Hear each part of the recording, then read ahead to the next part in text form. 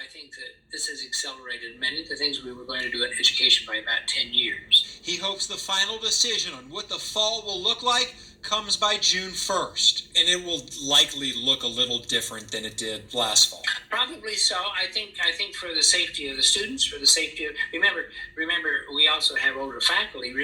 You know, the 18 to 22-year-olds, they have been, if they have it, they don't know it.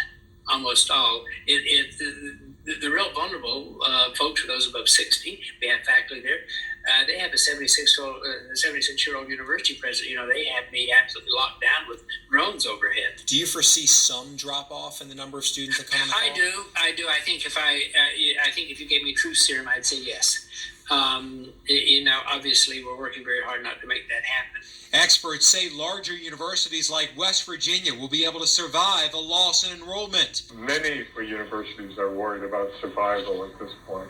Education consultant Larry Ladd predicts reduced revenue could force some smaller private colleges to close in the next few years. The smaller ones are, in general, weaker financially, and so a 10% drop in enrollment for them represents a very substantial hit on revenue.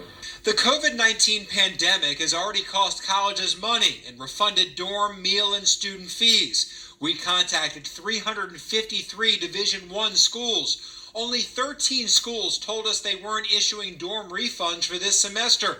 Among those schools, Duke and Texas Tech.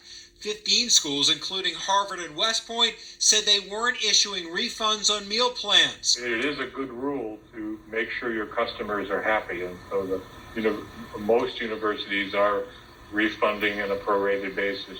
Gordon Gee has run 4 universities. He worries if some will survive this pandemic.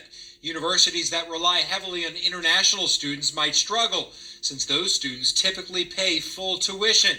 Regardless, he says every university will need to adjust to the new norm. We'll have variations of social isolation, and until we have a vaccine and some clarity in this regard, that's probably going to be the case over the next year. Lee Zurich,